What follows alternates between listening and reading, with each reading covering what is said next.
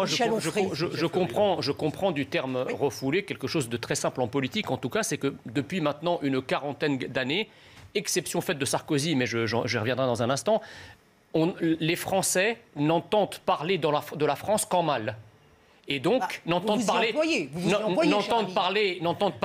que des Français en mal. C'est-à-dire que depuis le virage de 81, avant, c'était la France une majorité de résistance, c'était le roman national, notre récit historique, notre culture, etc. Depuis, à partir de 81, ça a été l'esclavage, la colonisation, la France de Vichy. On a droit à des reportages quand vous allumez France 5, vous avez l'impression d'aller... Voilà, exactement. Et donc, en fait, pour la première fois, quelqu'un parle à la France positivement. Le terme suicide, pour moi, n'est pas positif. Bah oui, non, mais il déclin. Mais si, parce qu'il parle de ce discours, justement, dont je parlais, qui, effectivement, a été à l'origine d'une déconstruction, puis d'une destruction de la France. Il met en cause des élites françaises. Alors, il y a deux choses. Il y a la paupérisation de classes sociales de plus en plus nombreuses, et il y a de plus en plus un malaise identitaire. Donc, en fait, la France est menacée à la fois dans son avoir et dans son être. Et donc, Éric Zemmour, comme disait le général de Gaulle, je dis souvent cette citation, le général de Gaulle disait « Quand la France va mal, parlez-lui de la France ». Eh bien, Éric Zemmour parle de la France à la France. Il ne parle pas de la France en lui disant « C'est un pays monstrueux ». Il lui parle en lui disant « Regardez, vous êtes un peuple formidable, la France est un pays formidable qu'on a voulu, qu'on a cherché à détruire, mais qu'il est toujours possible de sauver ». Mais je trouve que les coups qu'il lui assène très calmement sont terribles. Marine Le Pen, femme de gauche. Oui, tout est dit. En tout cas, vous êtes parti en... Son diagnostic est vrai. Il y a eu un changement de ligne, effectivement, au Rassemblement national, qui a été insidieux, mais qui a fini par être visible. Et donc, effectivement, moi, c'est aussi sur fond de désaccord avec la ligne politique que j'en suis parti. Mais au-delà de ça, si vous voulez, je pense que la chute de Marine Le Pen dans les sondages, puisqu'il y a eu un... vertigineux. Voilà, mais ça s'explique simplement parce que pour l'instant, si vous voulez, enfin jusqu'à présent, elle n'avait pas de challenger dans le camp national. Et donc voilà qu'apparaît effectivement un personnage qui est très intelligent, très cultivé, très travailleur, excellent débatteur.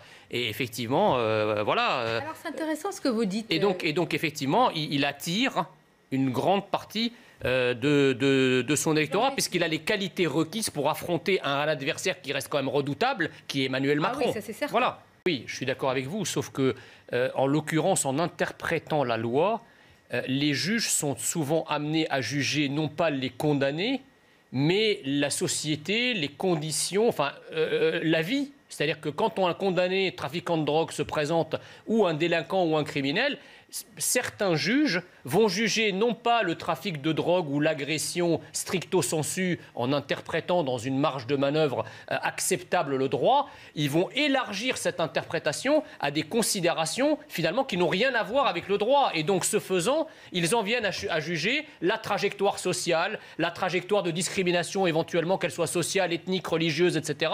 Et donc pour arriver à la fin à vider finalement l'application du droit de sa substance. Voilà ce qui se passe. Un exemple, je le donnais tout à l'heure, quand vous avez quelqu'un qui agresse un élu, une agression physique, violente, le droit ne dit pas que ce type-là doit être convoqué pour un rappel à la loi et sortir immédiatement du tribunal. Or, c'est ce qu'on constate. Donc ça veut dire quoi? Hier, c'est fini, vous le savez ça. Bah oui, mais pourquoi? Non mais pourquoi? Voilà. Pourquoi on en était là? Précisément parce que le juge considère que celui qui a fait ça, il a des excuses. Il est dans une situation de détresse sociale, il est discriminé, c'est une victime, etc. C'est pire que ça non, mais c'est pire que ça parce que le même Bayou, quand il s'agit des racailles qui sont... Oui, le même Bayou, quand il s'agit de racailles de cité, de trafiquants de drogue, de criminels, de délinquants, il va vous parler de schnappants, de petits jeunes qui ont fait des bêtises. Vous comprenez? Donc il réserve le mot voyou à quelque chose de bien spécifique. Les délinquants et les criminels qui pourrissent la vie des Français, ils n'ont jamais droit à ce genre de vocabulaire. C'est bizarre.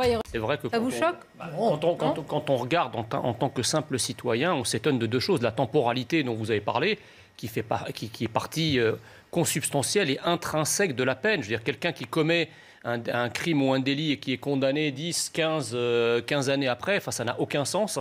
ça n'a aucun sens parce qu'il faut que la sanction arrive dans des délais raisonnables par rapport aux crimes et aux délits qui est commis, juste pour réparer et même pour la personne elle-même, pour qu'elle puisse payer le plus rapidement possible. Bon, ça c'est une chose. La deuxième chose, c'est qu'en tant que citoyen, on peut s'étonner. Alors le juge dit qu'il ne pouvait ignorer, etc. Mais enfin, quand ils reçoivent moi, en tant que simple citoyen et sans préjudice de ce que diront mes condisciples ici présents en matière de droit, je m'étonne que les gens qui sont chopés en train de faire les choufs, en train de trafiquer de la drogue, en train d'agresser des élus et qui sont convoqués par la justice parfois pour un simple appel à la loi quand il s'agit d'agression d'élus. Mais pourquoi ces gens... C'est quoi l'hypothèse alors? Qu'ils ne savent pas qu'il ne faut pas agresser un élu? C'est de la démagogie, ça? Bien sûr qu'ils savent. Donc moi, je crois qu'il y a un problème, mais que je dénonce à longueur de plateau. Il y a un problème de biais idéologique. On sait très bien que la magistrature a quand même une composante gaucho-progressiste qui est non négligeable. On sait très bien que Sarkozy n'est pas leur tasse de thé tant s'en faut. Si vous êtes injusticiable comme un autre, comme vous et moi, vous dites, pardonnez-moi. Oui, mais ce que je veux dire, c'est que la justice en France juge en droit, ça c'est vrai, mais s'ajoute à cela un biais idéologique et on le voit tous les jours. On le voit tous les jours avec des prononcés de peine qui sont parfois sidérants par rapport aux origines des gens, par rapport aux crimes commis, et par rapport au lieu de résidence, si vous venez d'une zone, d'une cité, etc.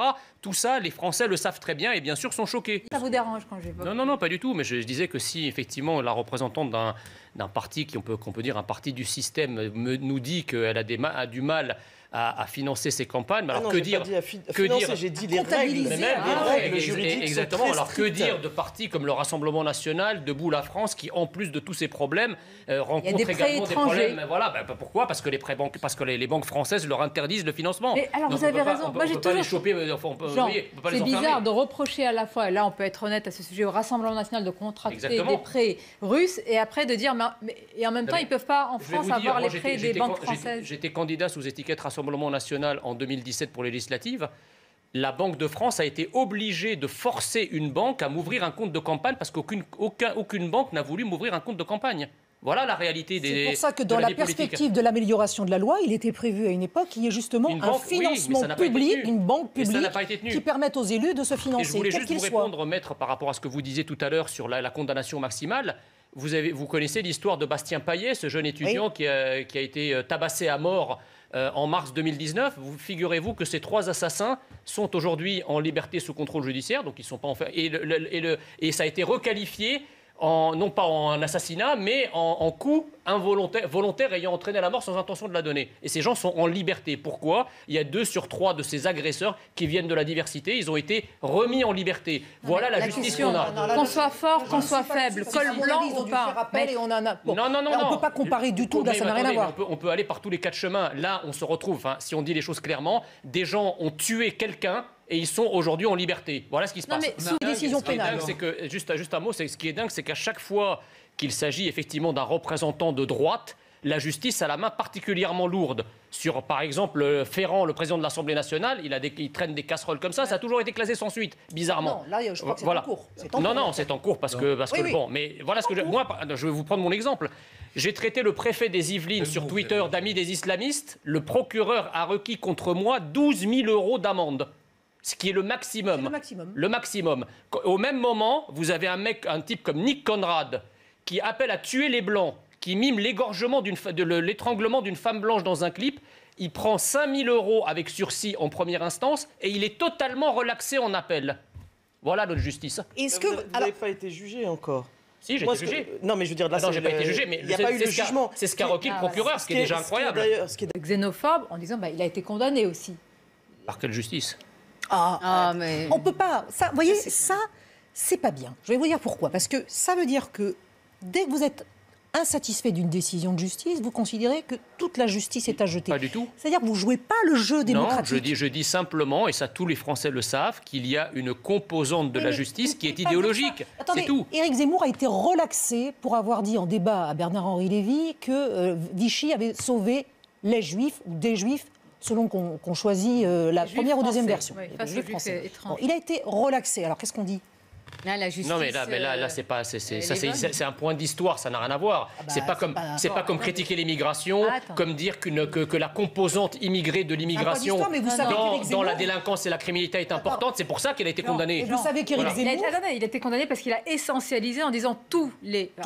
Mais vous savez qu'Éric Zemmour veut abolir la loi sur le mémoriel. Je suis pas sûr que ça soit la meilleure. Non, sur les lois mémorielles, oui. À chaque fois se servir de la justice selon qu'elle vous arrange ou par définition, 50%. J'allais vous faire écouter Michel Onfray. 50% des gens qui activent la justice perdent ou gagnent. Vous voyez, donc si à chaque fois qu'on a perdu, on est contre le système, et à chaque fois qu'on gagne, on trouve que le système là où je suis est d'accord avec vous, satisfaisant, c'est que c'est en train de changer. Par exemple, effectivement, moi je me réjouis que le journaliste Taha Bouaf ait été condamné pour avoir traité un policier d'arabe de service. Mais il y a quelques années, il n'aurait pas été condamné. Nick Conrad, il y a quelques années, quand il chantait Pendez les Blancs, il n'a pas été condamné pour incitation à la haine. C'est ça, tape sur les doigts de CNews et tape sur les doigts d'Éric Zemmour. France Inter, qui fait de la politique politicienne toute l'année, le CSA ne dit rien. Donc c'est proprement scandaleux. Mais quand France Inter fait ça, il le fait au nom du pluralisme et de la tolérance, attention. De leur pluralisme et de leur c'est ça qui est incroyable. C'est l'intolérance de l'autre. C'est qu'ils n'assument pas le côté monolithique, ils n'assument pas le côté sectaire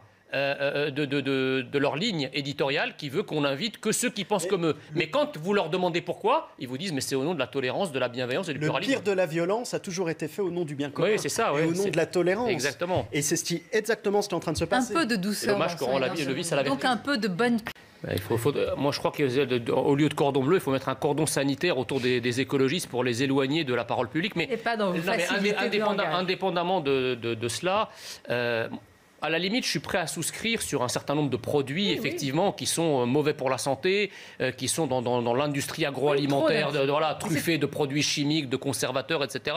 On peut éventuellement le suivre là-dessus, plus la consommation de viande, parce que par rapport au bien-être animal, etc. Tout cela, ce sont des problématiques auxquelles je suis extrêmement sensible. Par contre, là où je m'étonne, c'est que les mêmes, si vous voulez, qui veulent aller faire la police dans nos assiettes, dans l'assiette de nos enfants, quand on dit, par exemple, quand on parle du voile islamique dans nos rues, du burkini, etc., ils vous disent vous n'allez pas faire la police du vêtement. Laissez les gens libres de s'habiller comme ils veulent. Alors, si on laisse les gens libres de s'habiller comme ils veulent, il faut être cohérent et laisser les gens manger ce qu'ils veulent. Parce que soit on est cohérent, soit on se la fait. La police de l'assiette